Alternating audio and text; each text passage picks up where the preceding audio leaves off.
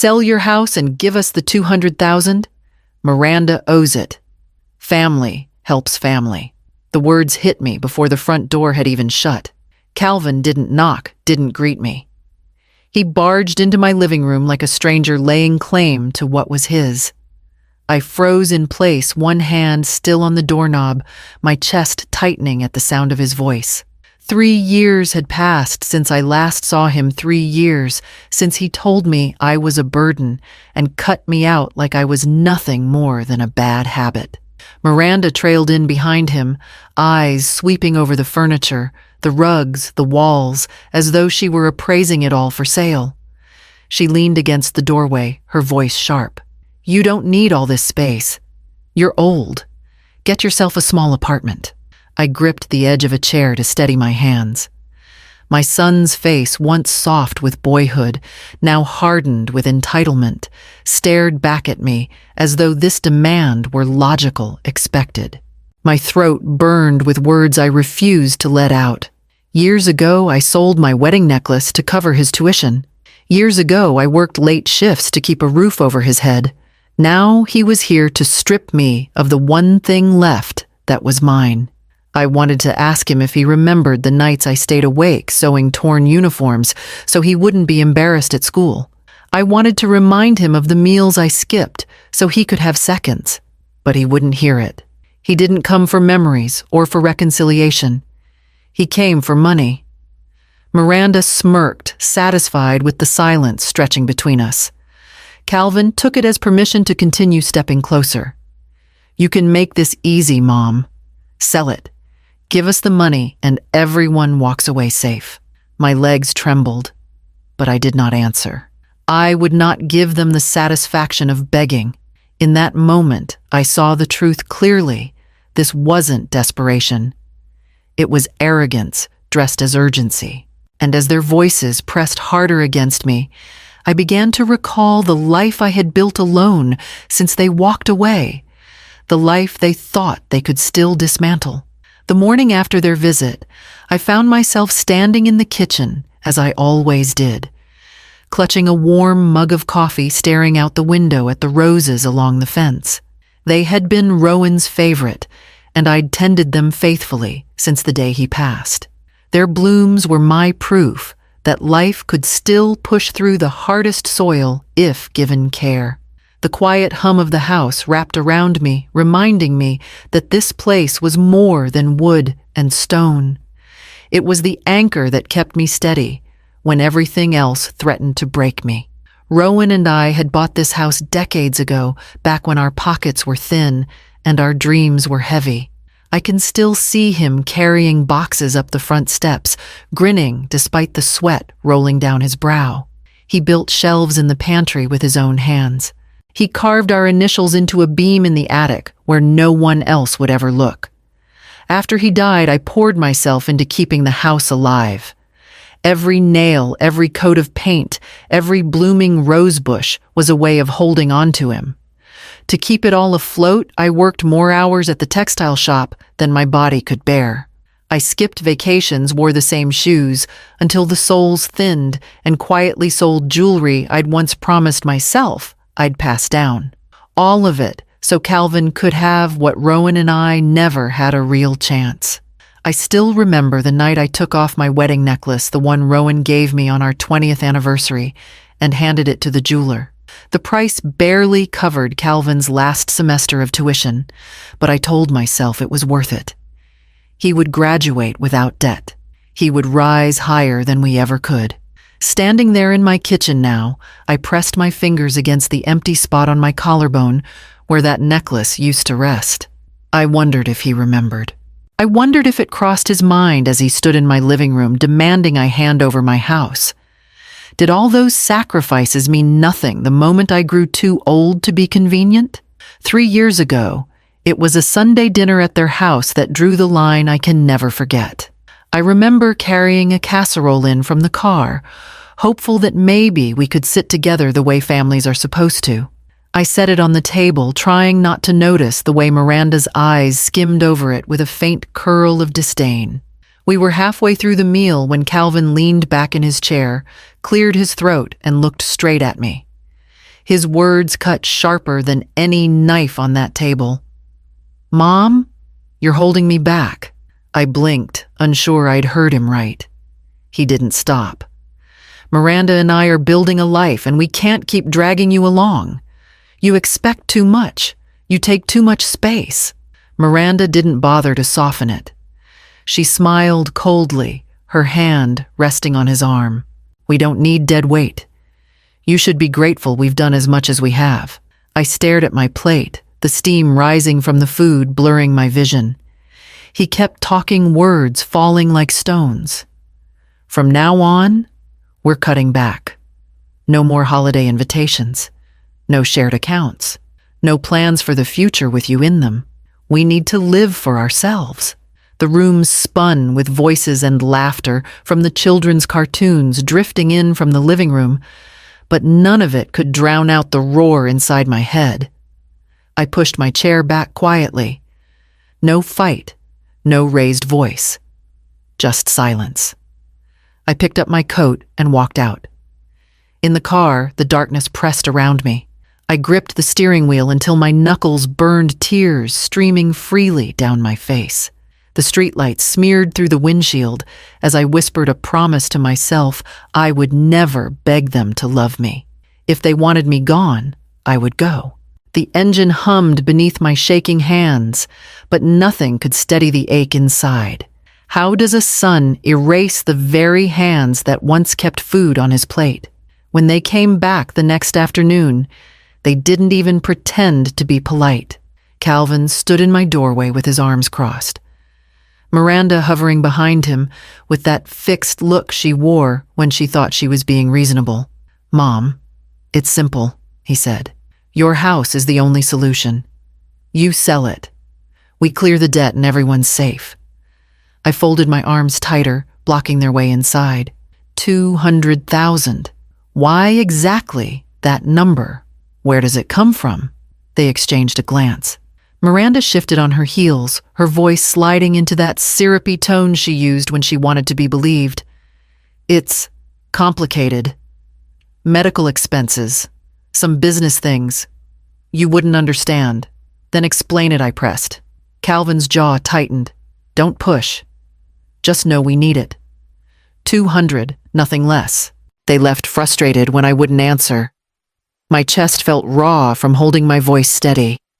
I sat at the kitchen table long after they'd driven off, the air heavy with silence. That evening, my neighbor Marcy called. We'd known each other for years, though we were never ones to gossip much. Her voice was hesitant. "Evalora, I don't want to meddle, but I overheard something today. Miranda's been at the gaming hall more than a few times. Word is she owes big not to doctors, not to any business venture, to the tables." I felt my stomach sink. So that was it. Gambling losses. Not emergencies, not life or death bills, just recklessness dressed up as tragedy. I thanked Marcy and hung up, sitting there in the dim light of the kitchen. My hands trembled, but not from fear this time, from anger. They had looked me in the eye and lied, twisting their shame into my supposed obligation. For years I had patched shoes, sold jewelry, skipped meals to cover Calvin's future, and now they dared to make me feel guilty for refusing to rescue a debt built on games of chance. I pressed my palm flat against the table until the grain dug into my skin, breathing slow until the fury cooled into clarity. If their plea was built on lies, what else were they hiding from me? The creak of the back door sent a chill through me before I even turned my head. It was early, the kind of quiet morning when I usually sipped my coffee in peace. But instead of calm, I heard footsteps on the kitchen floor. Calvin strode in like he owned the place, Miranda close behind him. She didn't hesitate. She yanked open drawers, rifling through papers, her sharp eyes darting from envelopes to folders as if she were cataloging my life. Calvin walked slowly through the living room, dragging his hand across the mantel where Rowan's photograph sat. "This place is worth more than you'll ever need," he said almost to himself, but loud enough for me to hear the venom in it. My chest pounded as I reached for the phone on the counter. My fingers trembled so badly, I nearly dropped it. "I'm calling the police," I said, pressing the buttons. In 2 strides, Calvin was beside me. He grabbed my wrist, his face close, his voice low and cutting. "Don't be ridiculous." The heat of his grip seared into my skin, but something inside me steadied. I locked eyes with him, yanked my wrist free and held the phone higher. "Leave, or I'll have you removed." For a moment, I saw the boy he once was, the one who begged me to fix his torn backpack before school, the one who cried when Rowan scolded him for skipping homework. But that boy was gone. In his place stood a man who saw me only as a key to money he hadn't earned. Miranda slammed a drawer shut, the sound cracking through the air. "We'll get it one way or another," she muttered as she swept past me toward the door. Calvin followed, but not before giving me one last look, half fury, half disbelief that I hadn't folded. The door banged behind them, leaving the house heavy with the echo of their intrusion. I stood in the silence, my wrist throbbing where he had held me, my breath slow and steady. How far would they go once threats no longer scared me? After they left, I couldn't shake the tremor in my hands. My wrist still bore the faint redness of Calvin's grip, and the violation of my home lingered like a sour odor in the air. I walked slowly down the hall to my bedroom closet, pulling down the old fireproof box I had kept tucked behind winter coats for years. I set it on the bed and clicked the latch open. Inside were the pieces of my life in paper form. Deeds, signatures, records I had guarded through every storm. I sifted through the envelopes until I found the thick folder stamped with my attorney's seal. After Rowan died, I had met with her out of caution more than anything. Then she had leaned across her desk, her voice calm but firm. "Evalora, you've worked too hard to lose everything to circumstance. Create a living trust. Move the house into it. Protect yourself, and one day protect your family." It had felt almost disloyal at the time, as though signing the papers meant admitting I was alone. But I listened. I signed. And in the quiet of that office, I placed my home into the trust with my granddaughter listed as beneficiary. I never told anyone. Not Calvin, not Miranda. It was a choice made in silence, a safeguard I hoped I'd never need. Now, reading the stamped pages again, I realized just how much that decision mattered. On paper, the house wasn't mine. My name sat there only as trustee, not owner. If Calvin and Miranda wanted to strip me bare, they'd find nothing to take. For the first time in weeks, I let out a laugh, small but real. I traced my finger over Rowan's old signature on one of the older deeds, then closed the folder and placed it carefully back into the box. The knot in my chest loosened. They thought they held power over me. They thought they could bully me into giving up the last thing I had. But the truth was already locked away, waiting for the day they discovered it. What would happen when they discovered the one thing they thought I owned was never mine to give? I carried the fireproof box with me when I walked into Ms. Caro's office. She had been Rowan's attorney, and after his death, she had become mine. She listened as I described the break-in, the threats, the way Calvin's fingers had left marks on my wrist. Her face tightened with every detail. "They're escalating," she said. "You need protection on paper, not just in practice." She drafted the notice while I sat across from her, the sound of her pen scratching steady and sure. The letter spelled it out in plain words. Any further intrusion, any attempt to coerce me into signing over the house would be treated as harassment and attempted fraud. The trust documents gave us leverage, but this warning gave us teeth. "Deliver it in person," she advised. Sometimes silence backed by paper is the loudest answer. 2 days later, I met them at a cafe in town. Calvin was already there, tapping his fingers against the table. Miranda sat beside him, arms crossed, her expression sharp enough to cut. I slid the sealed envelope across the table without a word. Calvin tore it open and read his face reddening with every line. When he finished, he crumpled the paper in his fist, his jaw set tight. "This is a joke," he snapped. "You think a piece of paper is going to stop us?" Miranda leaned forward, her lips curving into a sneer. "You'll regret this, Evalora. Families don't turn on each other without consequences." I met her eyes, then his, and said nothing. My silence carried the weight of every sacrifice I'd made, every boundary they had trampled, every ounce of respect they had thrown away. I rose, gathered my bag, and walked out, without looking back. On the sidewalk, the air felt lighter. I didn't need to shout, didn't need to defend myself with words. The letter would speak for me, and my refusal to be baited was its own kind of power. Would their pride let them walk away or push them into ruin? The weeks that followed were strangely quiet.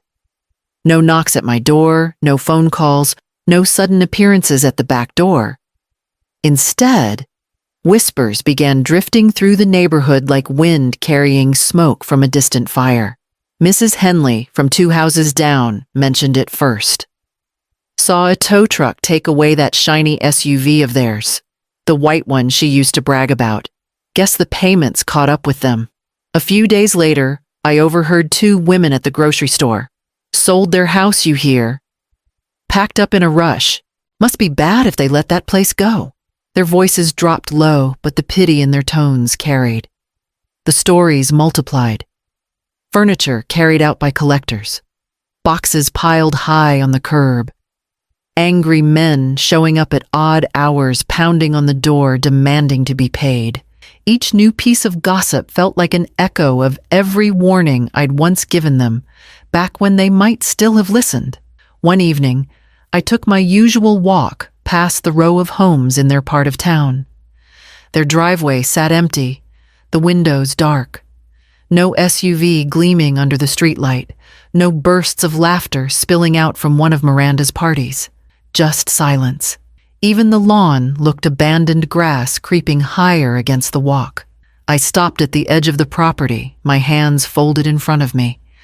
For a moment, I let myself remember the years when everything I earned went into Calvin's future. The nights I stitched torn uniforms, the afternoons I sold my jewelry, the mornings I dragged myself to work, despite aching bones. All of it given freely, because I believed he'd build something better. I lowered my voice to a whisper. The words meant for no one but myself. I gave you everything, and you still wanted more. The wind rustled the uncut grass, carrying my words away. I turned back toward home, my steps steady, my heart heavier but certain. When greed eats everything what's left for them to cling to. It was near midnight when the knock came low at first, then frantic. I hesitated before opening the door, but the voice on the other side was unmistakable. "Mom, please." I pulled it open, and there he was. Calvin, hollow-eyed. His clothes wrinkled his face, gaunt in the porch light. The arrogance that had once carried him like armor was gone. He looked smaller, worn thin by the weight of his own choices. "We're out of time," he said, his voice breaking. "Just alone. Enough to get through. We'll lose everything if you don't help." For a heartbeat, I saw him, not as he stood before me, but as the boy he once was, sitting on the floor of my shop, playing with scraps of thread, begging me to make him a puppet out of cloth. I remembered the way his little hands once clutched mine, sticky from jam, trusting me to guide him. The memory cut deep, but it didn't weaken me. I stepped back, meeting his eyes fully. 3 years ago, you told me I was a burden. You cut me out of your life without hesitation. You said you didn't need me. I let the silence stretch until the night itself seemed to hold its breath. Then I said the words I knew he didn't expect. "You were right. I'm not your family." His mouth opened, but no sound came. He reached out as though he could pull the words back, but I stepped inside, steady and sure, and closed the door between us. The pounding came almost immediately, his fists against the wood, desperate, furious. "Mom, don't do this. Please." His voice cracked on the last word, the sound trailing off into hoarse sobs. I stood on the other side of the door, my palm pressed flat against it, my chest rising and falling with each breath. I felt sorrow. Yes, but not weakness. Not anymore. Is it cruelty to let someone drown in the sea they chose, or mercy to stop saving them? The morning air was cool when I carried my coffee out to the porch. I settled into the old wicker chair Rowan once mended for me, the cup warming my hands as I looked out over the roses climbing the fence line. The house behind me stood steady and silent, its papers filed away, safely secured in the trust that kept it beyond anyone's grasp but mine. For the first time in years, I felt the weight lift. I thought of Calvin, of the boy I raised with every ounce of strength I had. He had once been my pride, my reason to work through pain and exhaustion. But somewhere along the way, he traded loyalty for greed, convinced that love meant endless giving without return. My love had been unconditional once. Now it was tempered by something harder, something necessary, self-respect. They had tried to twist guilt into chains to make me believe that sacrifice was owed forever. I saw through it now. I was free of the demands, free of the constant threats, free of the shame they wanted me to carry, for refusing to clean up their recklessness. The silence of the house no longer felt lonely. It felt earned. I sipped my coffee slowly, tasting the calm of my own decision. Then I opened the notebook I had brought outside with me, a clean page, the ink flowing steady as I began to write to my granddaughter. Not just about the house she would one day inherit, but about the story behind it, the lesson that boundaries matter, that dignity is worth more than anyone's approval, and that sometimes survival means refusing to be used. The roses swayed lightly in the breeze, their petals catching the sun. I closed the notebook after a few pages, a faint smile touching my lips. "I won't be your wallet," I said softly to the air, as if Calvin could still hear me somewhere in his ruin. "And I won't be erased." I leaned back in the chair, the notebook resting on my lap, ready to keep writing. Is family defined by blood, or by who refuses to bleed you dry